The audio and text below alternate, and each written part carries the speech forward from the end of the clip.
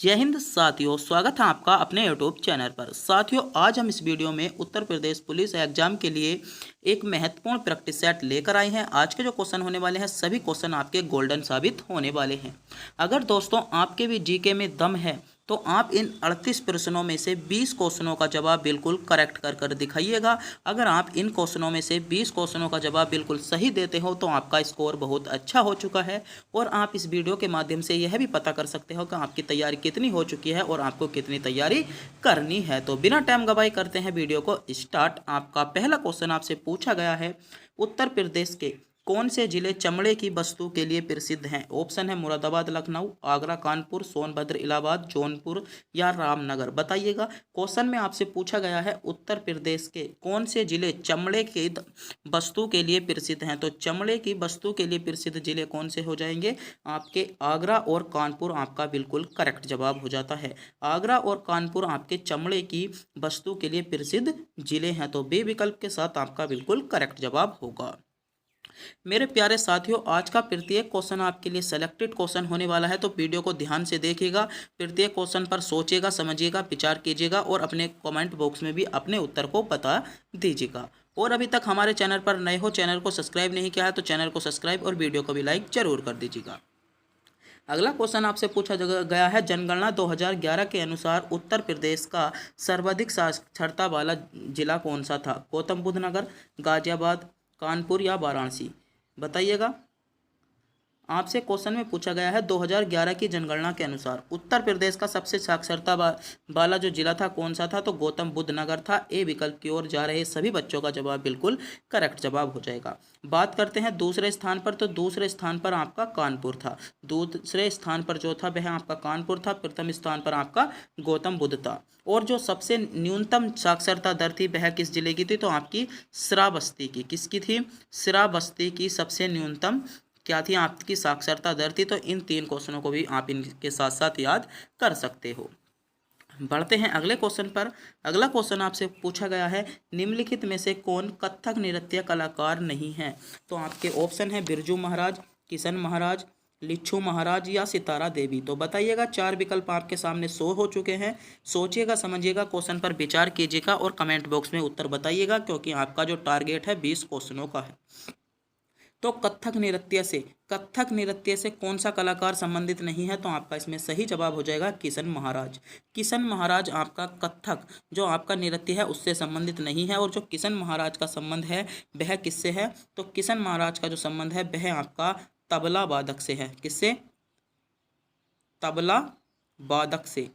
तबला वादक जो यंत्र होता है, किशन महाराज का संबंध तबला वादक से है, जबकि बिरजू महाराज और लच्छू महाराज और सितारा देवी का संबंध आपका कथक नृत्य से आ जाता है। तो बी विकल्प इसमें आपका बिल्कुल करेक्ट जवाब होगा। बढ़ते हैं अगले क्वेश्चन पर। अगला क्वेश्चन आपसे पूछा गया है, विश्व व्यापार संगठन WTO का मुख्यालय कहाँ पर है? ऑप्शन है वाशिंगटन DC में, जिनेवा में, मॉस्को में या लंदन में। तो क्वेश्चन में आपसे पूछा गया है, बताइएगा, सोचिएगा, समझिएगा। WTO मतलब विश्व व्यापार संगठन। तो विश्व व्यापार जो संगठन है वह आपका कहाँ पर है? जिनेवा में है। बात करते हैं वर्तमान में विश्व व्यापार संगठन में कुल कितने सदस्य हैं? तो वर्तमान में जो विश्व व्यापार संगठन में कुल सदस्य हैं आपके 164 सदस्य हैं।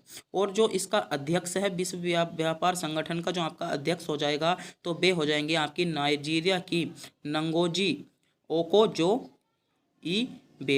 ओकोजो-इबेला क्या हो जाएंगी? विश्व व्यापार संगठन की आपकी अध्यक्ष हो जाएगी। और वर्तमान में कुल इसमें 164 सदस्य आपके हो जाएंगे। तो क्वेश्चन में आपसे पूछा गया था विश्व व्यापार संगठन का मुख्यालय, तो आपका जिनेवा बी विकल्प के साथ बिल्कुल करेक्ट जवाब हो जाएगा। अगले क्वेश्चन पर बढ़ते हैं। अगला क्वेश्चन आपसे पूछा गया है, निम्नलिखित में से कौन सा हड़प्पा का स्थल नहीं है? तो आपको बताना होगा हड़प्पा का स्थल आपका कौन सा नहीं है। विकल्प आपके सामने है। तो हड़प्पा का जो स्थल नहीं है वह आपका चिराद नहीं है। चिराद नहीं है। चिराद कहाँ का है? तो चिराद आपका यहाँ पर बिहार में स्थित एक स्थान है, जहाँ पर जो नवपाषाण काल था, नवपाषाण काल में आपके हीरे के सींग के निर्मित उपकरण मिले थे। कहाँ से? चिराद से। तो डी विकल्प इसमें आपका बिल्कुल करेक्ट जवाब होगा। अगला क्वेश्चन आपसे पूछा गया है, महत्वपूर्ण क्वेश्चन है, क्वेश्चन पूछा जा सकता है। ईस्ट इंडिया कंपनी के शासन के दौरान किस राजवेश बंदोबस्त के अंतर्गत राजस्व एकमात्र एकत्रित करने के लिए उस कंपनी को अदा करने की जिम्मेदारी गांव के मुखिया को सौंपी गई। ऑप्शन है जमींदारी बंदोबस्त के तहत, स्थायी बंदोबस्त के तहत, रैयतवाड़ी बंदोबस्त के तहत या मालवाड़ी बंदोबस्त। तो बहुत ज़्यादा इंपॉर्टेंट क्वेश्चन है उत्तर प्रदेश पुलिस के लिए। तो इसमें आपका जो सही जवाब हो जाएगा मालवाड़ी बंदोबस्त, इसमें आपका बिल्कुल करेक्ट जवाब हो जाता है। तो डी विकल्प की ओर जा रहे सभी बच्चों का जवाब बिल्कुल करेक्ट जवाब हो जाएगा। क्या मालवाड़ी बंदोबस्त इसमें आपका सही जवाब होगा। अगला क्वेश्चन आपसे पूछा गया है संविधान के अनुसार राज्य के कितने अंग हैं। ऑप्शन है 2 अंग हैं, 3 अंग हैं, 4 अंग हैं या 5 अंग हैं। तो बताइएगा संविधान के अनुसार राज्य के कितने अंग हैं। तो संविधान के अंग अनुसार जो राज्य के अंग हैं वह आपके 3 अंग हैं। बात कर लेते हैं, जब 3 अंग हैं तो वे 3 अंग कौन कौन से हैं। तो उन तीनों अंगों को देखते हैं। तो पहला कौन सा है आपका, पहला जो अंग हो जाता है वह आपका है व्यय स्थापिका। क्या हो जाएगा, व्यय स्थापिका आपका पहला अंग हो जाएगा। दूसरा अंग हो जाता है आपका राज्य का कार्यपालिका। दूसरा अंग क्या हो जाता है आपका, दूसरा अंग हो जाएगा कार्यपालिका। और तीसरा अंग हो जाता है आपका न्यायपालिका। तो राज्य के आपसे क्वेश्चन में पूछा गया था संविधान के अनुसार राज्य के कितने अंग होते हैं। तो संविधान के अनुसार राज्य के 3 अंग हैं। पहला हो जाएगा आपका व्यवस्थापिका, दूसरा हो जाएगा कार्यपालिका और तीसरा आपका न्यायपालिका। इसमें आपका बिल्कुल करेक्ट जवाब होगा। अगला क्वेश्चन आपसे पूछा गया है कौन सा देश भारत का पड़ोसी नहीं है। ऑप्शन है इंडोनेशिया, भूटान, नेपाल, म्यांमार। तो बताइएगा भारत का पड़ोसी देश इनमें से कौन सा देश नहीं है, क्वेश्चन में आपसे पूछा गया है। महत्वपूर्ण क्वेश्चन है, बहुत ज़्यादा क्वेश्चन पूछा जा सकता है। तो इनमें से जो भारत का पड़ोसी देश नहीं है, कौन सा नहीं है। तो इंडोनेशिया आपका भारत का पड़ोसी देश नहीं होता है। तो ए विकल्प इसमें आपका सही जवाब हो जाएगा। बात कर लेते हैं भारत के कुल जो पड़ोसी देश हैं वे कितने हैं। तो भारत के कुल पड़ोसी देश आपके 7 हैं। तो बात करते हैं 7 के बारे में। तो पहला हो जाएगा आपका पाकिस्तान, दूसरा हो जाता है आपका चीन, तीसरा हो जाएगा नेपाल, चौथा हो जाएगा भूटान, पांचवा हो जाता है म्यांमार, छठा हो जाएगा अफगानिस्तान और सातवां जो हो जाता है आपका हो जाएगा बांग्लादेश। तो जो भारत के पड़ोसी देश हैं वे आपके कितने हैं, 7 हैं +1। +1 क्या है, जो आपका हो जाता है श्रीलंका। वह आपका स्थल विरुद्ध देश है जो किसके साथ लगा है, समुद्र के साथ लगा है। तो +1 आपका इसे भी कैटेगरी में रख लेते हैं।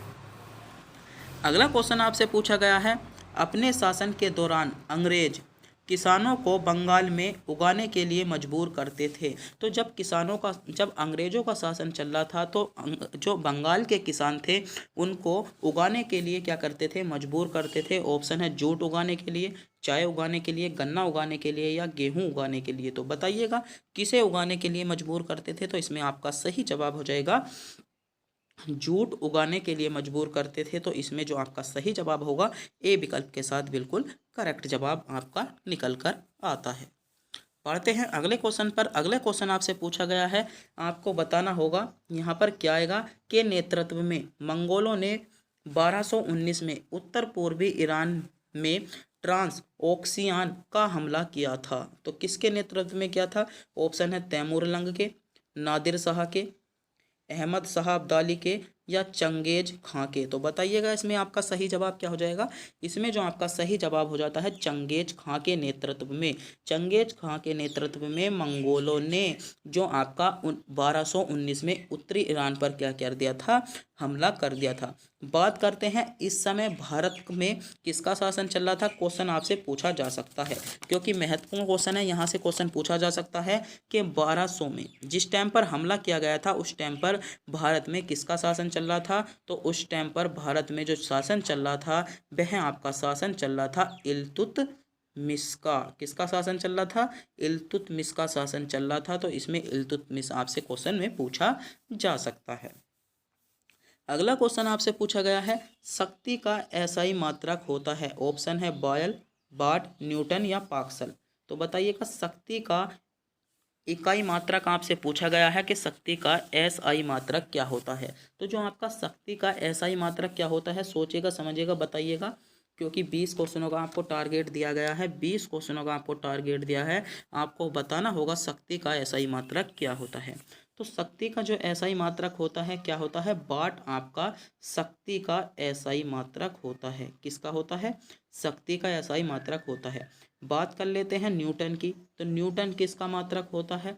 तो न्यूटन जो आपका एसआई मात्रक होता है बल का होता है, और पास्कल जो आपका एसआई मात्रक होता है वह आपका दाब का होता है। तो तीनों क्वेश्चन पर आप ध्यान रखेंगे, ये आपका किसी का मात्रक नहीं होता। तो शक्ति का मात्रक आपका वाट होता है, बल का मात्रक न्यूटन होता है, और दाब का मात्रक आपका क्या होता है? पास्कल हो जाता है। अगले क्वेश्चन पर बढ़ते हैं। अगला क्वेश्चन आपसे क्या पूछा गया है? अगला क्वेश्चन पूछा गया है, विश्व में प्रथम सुपर कंप्यूटर का क्या नाम है? तो विश्व में जो प्रथम सुपर कंप्यूटर था उसका क्या नाम है? तो विश्व में जो प्रथम सुपर कंप्यूटर था उसका नाम सी कितना है? 6600, यानी ए विकल्प इसमें आपका बिल्कुल करेक्ट जवाब हो जाएगा। बात कर लेते हैं वर्तमान में सबसे तीव्र गति से चलने वाला सुपर कंप्यूटर कहाँ पर है? तो वर्तमान में जो सबसे तीव्र गति से चलने वाला सुपर कंप्यूटर है वह आपका चीन के पास में है। किसके पास में है? चीन के पास में है। तियानन्हे किसके पास में है?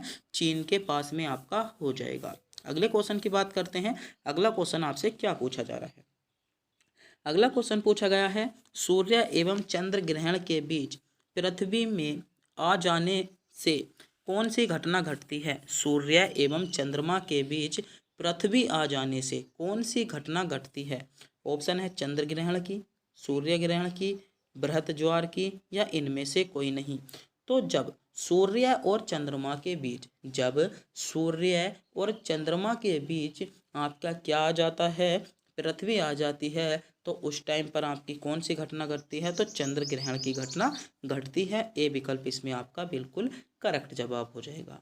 और जब चंद्रमा और पृथ्वी चंद्रमा और पृथ्वी के बीच क्या आ जाता है? सूर्य आ जाता है। चंद्रमा और पृथ्वी के बीच जब आपका सूर्य आ जाता है तो तब आपका क्या होता है? सूर्य ग्रहण होता है। तो ये क्वेश्चन में आपसे पूछा गया था कि सूर्य और चंद्रमा के बीच पृथ्वी आ जाने से कौन सी घटना होती है? तो ए विकल्प यहाँ पर आपका बिल्कुल करेक्ट जवाब हो जाएगा। अगला क्वेश्चन आपसे पूछा गया है, भारत का सरकारी दस्तावेज 2 तथ्यों साहित्य प्रकाशित किया जाता है क्या कहलाता है? तो वह आपका हार्ड पेपर कहलाता है। तो बी विकल्प के साथ आपका बिल्कुल करेक्ट जवाब हो जाएगा। अगला क्वेश्चन आपसे पूछा जा रहा है, विश्व में गेहूं का सबसे बड़ा उत्पादक राष्ट्र कौन सा है? तो विश्व में जो गेहूं का सबसे बड़ा उत्पादक राष्ट्र है वह आपसे क्वेश्चन पूछा गया है, यूएसए, भारत, चीन या रूस? तो बताइएगा। विश्व में गेहूं का सबसे बड़ा उत्पादक राष्ट्र, तो विश्व में जो गेहूं का सबसे बड़ा उत्पादक राष्ट्र है तो वह आपका चीन है। चीन में सबसे ज़्यादा गेहूं का उत्पादन किया जाता है। और जो दूसरे नंबर पर आता है आपका भारत आता है, तीसरे नंबर पर आपका रूस आता है, और चौथे नंबर पर आपका क्या आता है? यूएसए आता है। तो क्वेश्चन में आपसे पूछा गया था विश्व में सबसे गेहूं का सबसे बड़ा उत्पादक राष्ट्र क्या हो जाएगा? चीन। सी विकल्प के साथ इसमें आपका बिल्कुल करेक्ट जवाब होगा। अगला क्वेश्चन आपसे पूछा गया है, भारत में प्रदत्त ज्ञानपीठ पुरस्कार से संबंधित है। ऑप्शन है सशास्त्रीय संगीत से, साहित्य से, सशास्त्रीय नृत्य से, या सिनेमा से। तो भारत में ज्ञानपीठ पुरस्कार, तो भारत में जो आपका ज्ञानपीठ पुरस्कार है वह आपका किससे संबंधित है? तो इसमें आपका सही जवाब हो जाएगा, भारत में ज्ञानपीठ पुरस्कार आपका साहित्य से संबंधित है। साहित्य से संबंधित है, बी विकल्प के साथ आपका बिल्कुल करेक्ट जवाब होगा। बात करते हैं कि भारत में सबसे पहला ज्ञानपीठ पुरस्कार किसको दिया गया था? तो भारत में जो सबसे पहला ज्ञानपीठ पुरस्कार दिया गया था 1965 में दिया गया था। और किसको दिया गया था? तो आपका जो दिया गया था जी शंकर को। किसको दिया गया था? जी शंकर कुरूप को आपका पहला ज्ञानपीठ पुरस्कार 1965 में दिया गया था। बात कर लेते हैं ज्ञानपीठ पुरस्कार कितनी भाषाओं में दिया जाता है? तो ज्ञानपीठ पुरस्कार आपका जो 22 भाषाओं में दिया जाता है। और जो सबसे पहला पुरस्कार दिया गया था वह आपका मलयालम भाषा में दिया गया था। इतना क्वेश्चन का भी आपको पता होना चाहिए। अगले क्वेश्चन की ओर बढ़ते हैं। अगला क्वेश्चन आपसे पूछा गया है, निम्न में से किसे डॉक्टर भीमराव अंबेडकर ने संविधान का हृदय और आत्मा बताया? ऑप्शन है समानता के अधिकार को, बी संवैधानिक उपचार के अधिकार को, संपत्ति के अधिकार को या धार्मिक स्वतंत्रता के अधिकार को। तो आपसे क्वेश्चन में पूछा गया है निम्नलिखित में से किसे डॉक्टर भीमराव अंबेडकर ने एक संविधान का हृदय और आत्मा बताया। तो किसको बताया, सोचिएगा, समझिएगा, क्वेश्चन पर विचार कीजिएगा और बता दीजिएगा। तो इसमें आपका सही जवाब हो जाएगा संवैधानिक उपचार का अधिकार। संवैधानिक उपचार का अधिकार को डॉक्टर भीमराव अंबेडकर ने क्या बताया था, भारत का हृदय और आत्मा बताया, जिसका जिक्र आपका अनुच्छेद 32 में मिलता है। जिसका जिक्र क्या मिलता है, अनुच्छेद 32 में मिलता है। इसमें आपकी क्या है, 5 प्रकार की रिटें दी गई हैं। इसमें आपकी 5 प्रकार की रिटें दी गई हैं। पहली रिट हो जाएगी आपकी बंदी प्रतिसक्षण, दूसरी हो जाती है परमादेश, तीसरी हो जाती है प्रतिषेध, चौथी हो जाती है उत्प्रेक्षण और पांचवी हो जाती है आपकी प्रच्छन्न। और बात कर लेते हैं हाई कोर्ट। और हाई कोर्ट ने भी किसे, हाई कोर्ट भी 200 किसे, आर्टिकल 226 के तहत इन पांचों रिटों को जारी करता है। बात करते हैं आर्टिकल 32 में कौन करता है, तो सुप्रीम कोर्ट करता है। क्वेश्चन में आपसे पूछा गया था निम्नलिखित में से किसे डॉक्टर भीमराव अंबेडकर ने संविधान का हृदय और आत्मा बताया। तो इसमें आपका सही जवाब हो जाता है संवैधानिक उपचार के अधिकार। जो संवैधानिक उपचार के अधिकार हैं उसे डॉक्टर भीमराव अंबेडकर ने संविधान का हृदय और आत्मा बताया, जो कि अनुच्छेद 32 में आपके आते हैं। तो बी विकल्प यहाँ पर आपका बिल्कुल करेक्ट जवाब होगा। अगला क्वेश्चन आपसे पूछा गया है निम्नलिखित में से कौन लोरेंज वृक्क द्वारा मापा जाता है। तो लोरेंज वृक्क द्वारा आपका क्या मापा जाता है, तो सही जवाब हो जाएगा आय की विषमता। आय की विषमता आपकी लोरेंज वृक्क द्वारा मापी जाती है। तो डी विकल्प यहाँ पर आपका बिल्कुल करेक्ट जवाब होगा। अगले क्वेश्चन पर बढ़ते हैं। अगला क्वेश्चन आपसे पूछा गया है भारत में प्रत्यक्ष कर कोड निम्नलिखित में से किससे संबंधित है। तो भारत में जो प्रत्यक्ष कर कोड है वह आपका किससे संबंधित है, तो आपका सही जवाब हो जाएगा आयकर से संबंधित है। तो बी विकल्प के साथ यहाँ पर क्या हो जाता है, आपका बिल्कुल करेक्ट जवाब हो जाएगा किससे संबंधित है, आयकर से आपका संबंधित हो जाता है। अगला क्वेश्चन आपसे पूछा जा रहा है डायनामो परिवर्तित करता है। ऑप्शन है चुंबकीय ऊर्जा को विद्युत ऊर्जा में, ऊष्मीय ऊर्जा को विद्युत ऊर्जा में, यांत्रिक ऊर्जा को विद्युत ऊर्जा में, या प्रयुक्त में से कोई नहीं। तो बताइएगा, क्वेश्चन पर विचार कीजिएगा, सोचिएगा, समझिएगा, थोड़ा सा क्वेश्चन पर विचार कीजिएगा, इसमें आपका सही जवाब क्या हो जाएगा। क्वेश्चन में पूछा गया है डायनेमो परिवर्तित करता है। तो डायनेमो परिवर्तित क्या करता है, तो डायनेमो आपका यांत्रिक ऊर्जा को विद्युत ऊर्जा में परिवर्तित करता है। किसे करता है, यांत्रिक ऊर्जा को विद्युत ऊर्जा में परिवर्तित करता है। सी विकल्प के साथ आपका बिल्कुल करेक्ट जवाब होगा। और एक क्वेश्चन आपसे यह भी पूछ लिया जाता है डायनेमो किसके सिद्धांत पर कार्य करता है। तो डायनेमो जो सिद्धांत पर कार्य करता है, चुंबकीय प्रेरण सिद्धांत पर कार्य करता है। कौन से पर कार्य करता है, चुंबकीय प्रेरण सिद्धांत पर आपका कार्य करता है। क्वेश्चन में आपसे क्या पूछा गया था, डायनेमो परिवर्तित करता है। तो आपका सही जवाब हो जाएगा यांत्रिक ऊर्जा को विद्युत ऊर्जा में परिवर्तित करता है। सी विकल्प के साथ आपका बिल्कुल इसमें सही जवाब हो जाता है।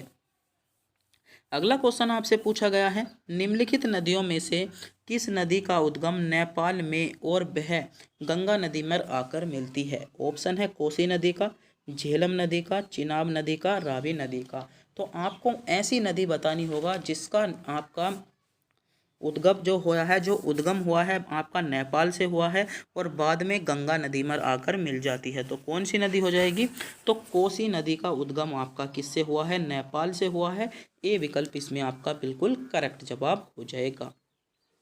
कोसी नदी का जो हुआ है उद्गम नेपाल से हुआ है और बाद में आकर गंगा नदी पर मिल जाती है।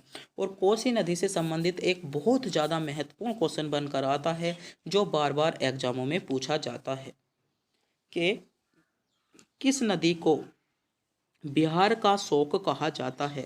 तो जो बिहार का शोक कहा जाता है वह किस नदी को कहा जाता है, तो कोसी नदी को आपको बिहार का शोक कहा जाता है। किस नदी को, कोसी नदी को ही बिहार का शोक कहा जाता है। यह क्वेश्चन भी बहुत ज़्यादा पूछा जाता है, आपको इसका पता होना चाहिए।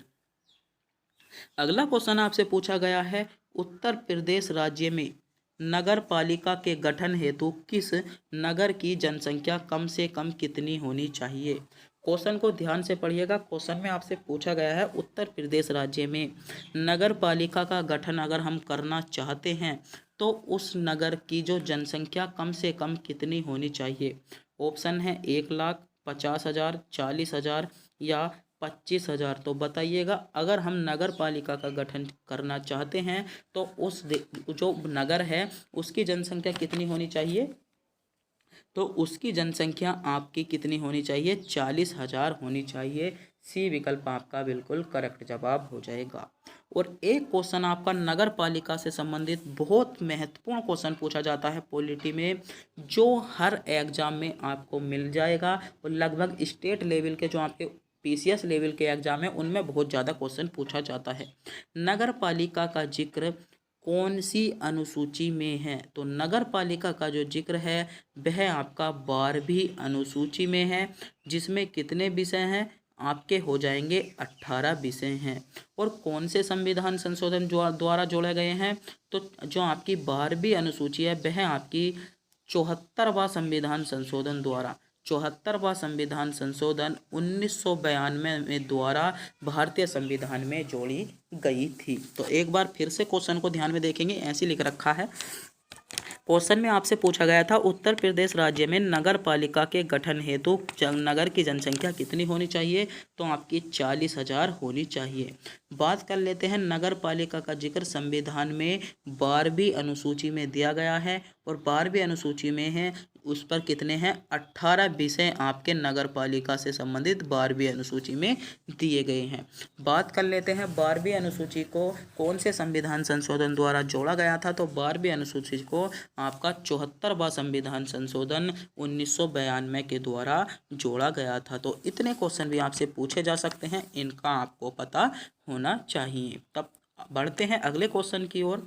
अगला क्वेश्चन है आपका ठोस पदार्थ किस विधि से गर्म होते हैं। ऑप्शन है विकिरण विधि से, संवहन विधि से, चालन विधि से या इनमें से कोई नहीं। तो ठोस पदार्थ किस विधि के द्वारा गर्म होते हैं, यह आपसे क्वेश्चन पूछा गया है। तो ठोस पदार्थ जो आपके गर्म होते हैं वह आपके चालन विधि से गर्म होते हैं। तो सी विकल्प इसमें आपका बिल्कुल करेक्ट जवाब होगा। अगला क्वेश्चन क्या पूछा गया है। अगला क्वेश्चन आपसे पूछा गया है उस सबसे बड़े देश का नाम बताइए जिसकी सीमा में एक भी नदी नहीं बहती। ऑप्शन है संयुक्त राज्य अमीरात, सऊदी अरब, कुवैत या लीबिया। बताइएगा ऐसा कौन सा देश है आपका जहां से एक भी नदी नहीं बहती। तो ऐसा जो आपका देश आ जाता है सऊदी अरब आ जाता है। सऊदी अरब बी विकल्प के साथ आपका बिल्कुल करेक्ट जवाब होगा। अगला क्वेश्चन आपसे पूछा गया है निम्नलिखित में से कौन शरीर की प्रतिरक्षा प्रणाली में काम करता है। तो शरीर की प्रतिरक्षा प्रणाली में काम कौन करता है। ऑप्शन है श्वेत रक्त कणिका, लाल रक्त कणिका, प्लाज्मा या हीमोग्लोबिन। तो बताइएगा। तो इसमें जो आपका सही जवाब हो जाएगा वह हो जाता है इसमें आपका श्वेत रक्त कणिका आपका क्या हो जाएगा बिल्कुल करेक्ट जवाब होगा, जो शरीर की प्रतिरक्षा प्रणाली में काम करता है। क्वेश्चन में आपसे पूछा जा सकता है रक्त का रक्षक किसे कहा जाता है। तो रक्त का रक्षक भी आपका श्वेत रक्त कणिका को कहा जाता है। ए विकल्प के साथ आपका बिल्कुल करेक्ट जवाब होगा। बढ़ते हैं अगले क्वेश्चन पर कि अगला क्वेश्चन आपसे क्या पूछा गया है। अगला क्वेश्चन पूछा गया है एक साधारण उपकरण है, आपको बताना होगा जिसके उपयोग इलेक्ट्रॉनिक सिटी को वियोजित करने या उसे पूरा करने के लिए किया जाता है। ऑप्शन है ट्रांजिस्टर का, फ्यूज का, प्रतिरोधक का या स्विच का। तो किसका प्रयोग किया जाता है। स्विच एक ऐसा उपकरण है जिसका उपयोग हम इलेक्ट्रॉनिक सर्किट को वियोजित करने या उसे पूरा करने में करते हैं। तो यहाँ पर डी विकल्प के साथ आपका बिल्कुल करेक्ट जवाब हो जाएगा। अगला क्वेश्चन आपसे पूछा गया है बहुत ही ज़्यादा इम्पोर्टेंट क्वेश्चन है 1 गीगाबाइट में कितने मेगाबाइट होते हैं। ऑप्शन है 256, 512, 2048 या 1024। बताइएगा 1 गीगाबाइट में कितने मेगावाट होते हैं। तो 1 गीगाबाइट में जो होते हैं वह आपके 1000 24 मेगाबाइट होते हैं। और यहाँ से कुछ महत्वपूर्ण क्वेश्चन आपके बनकर आते हैं जो आपसे बहुत ज़्यादा पूछे जाते हैं। बात कर लेते हैं 1024 गीगाबाइट में, 1024 गीगाबाइट में कितने टेराबाइट होते हैं? तो 1 टेराबाइट होते हैं। कितने? 1024 गीगाबाइट में 1 टेराबाइट होते हैं। एक बाइट में कितने बीट होते हैं? तो एक बाइट में आपके 8 बीट होते हैं। कितने बीट होते हैं? 8 बीट होते हैं। बात कर लेते हैं 1024 बाइट्स में, 1024 बाइट में कितने केबी होते हैं? तो आपका सही जवाब होगा 1 केबी आपके 1024 बाइट में होते हैं। और बात कर लेते हैं 1 किलोबाइट में, 1024 किलोबाइट में जो होते हैं 1 मेगावाट होते हैं। कितना वाट होते हैं? 1 मेगावाट होते हैं। तो इनका भी आपको पता होना चाहिए। क्वेश्चन में पूछा गया था 1 गीगाबाइट में कितने मेगावाट होते हैं? तो 1024 होते हैं। 1024 गीगाबाइट में 1 टेराबाइट होता है। एक बाइट में 8 बीट होते हैं। 1024 बाइट में 1 किलोबाइट आपके होते हैं। अगला क्वेश्चन आपसे पूछा गया है केंद्रीय मंत्रिपरिषद किसके प्रति उत्तरदायी होता है? ऑप्शन है आपके प्रधानमंत्री के, लोकसभा अध्यक्ष के, लोकसभा के और उपयुक्त में से कोई नहीं। तो केंद्रीय मंत्री परिषद किसके प्रति उत्तरदायी होता है? तो इसमें आपका सही जवाब हो जाएगा लोकसभा के प्रति उत्तरदायी होता है। तो सी विकल्प के साथ इसमें आपका बिल्कुल करेक्ट जवाब हो जाता है। एक क्वेश्चन आपसे, जब आज लोकसभा का जिक्र आ गया है तो यूपी में लोकसभा की कितने सीटें होती हैं? तो यूपी में जो लोकसभा की 80 सीटें होती हैं और राज्यसभा की 31 सीटें आपकी होती हैं। अगला क्वेश्चन है पुस्तक फंगी एंड प्लांट्स डिसीजेस के लेखक कौन हैं? तो डिसीज के जो लेखक हो जाएंगे डॉक्टर बी मुंडुकर। बी विकल्प के साथ आपका बिल्कुल करेक्ट जवाब हो जाएगा। अगला क्वेश्चन आपसे पूछा गया है असहयोग आंदोलन कब वापस ले लिया गया? ऑप्शन है फरवरी 1922 में, मार्च 1926 में, मई 1929 में या सितंबर 1925 में। बताइएगा असहयोग आंदोलन। तो असहयोग जो आंदोलन था वह आपका कब वापस ले लिया गया था? तो फरवरी 1922 को। फरवरी 1922 को जो आपकी करेक्ट डेट थी 12 फरवरी 1922 को असहयोग आंदोलन को वापस ले लिया था। बात करते हैं असहयोग आंदोलन को वापस क्यों कर लिया गया? तो असहयोग आंदोलन को जो आपकी गोरखपुर में चोरी चोरा घटना हुई थी, चोरी चोरा घटना के कारण कब, जो आपकी 4 फरवरी को, कब 4 फरवरी 1922 को आपकी क्या हो गई थी? चोरी चोरा आपका कांड हो गया था, जिसके कारण असहयोग आंदोलन को 12 फरवरी 1922 को वापस ले लिया गया। अगला क्वेश्चन आपसे पूछा गया है अंग्रेजों ने भारत में व्यापार करने के लिए कौन सी कंपनी का निर्माण किया? तो आपसे क्वेश्चन में पूछा गया है, महत्वपूर्ण क्वेश्चन है, सोचिएगा समझिएगा, क्वेश्चन पर विचार कीजिएगा और कमेंट बॉक्स में बताइएगा। अंग्रेजों ने भारत में व्यापार करने के लिए कौन सी कंपनी का निर्माण किया था? तो कौन सी कंपनी का निर्माण किया था? आपका सही जवाब हो जाएगा ईस्ट इंडिया कंपनी का निर्माण किया था। अंग्रेजों ने भारत में व्यापार करने के लिए ईस्ट इंडिया कंपनी का व्यापार किया था। कभी कभी क्वेश्चन आपसे पूछ लिया जाता है कि ईस्ट इंडिया कंपनी ने अपना पहला कारखाना या अपनी पहली कंपनी कहाँ पर खोली थी? तो पहली कंपनी आपकी जो खोली थी वह आपकी सूरत में खोली थी। कहाँ पर खोली थी? पहली कंपनी आपकी ईस्ट इंडिया कंपनी ने कहाँ पर खोल दी थी? सूरत में खोली थी। और कब खोली थी? 1608 में खोली थी। कब खोली थी? 1608 में आपकी ईस्ट इंडिया कंपनी ने पहली कंपनी आपकी सूरत में खोल दी थी। आगे बढ़ते हैं। आगे आपसे पूछा गया है लोकसभा में सदस्यों द्वारा निजी विधेयक पेश करने की सूचना अवधि क्या है? तो लोकसभा में सदस्यों द्वारा निजी विधेयक जो पेश करने की अवधि है वह आपकी कितनी है? 1 माह की है। ए विकल्प आपका बिल्कुल करेक्ट जवाब होगा। अगला क्वेश्चन पूछा गया है ओजोन परत निम्नलिखित में से किसके नष्ट करती है? तो CFC इसमें ए विकल्प के साथ आपका सही जवाब होगा। और अगला क्वेश्चन आपसे पूछा गया है भारत में संविधान के किस अनुच्छेद के अनुसार राष्ट्रपति के पास अध्यादेश जारी करने का अधिकार होता है?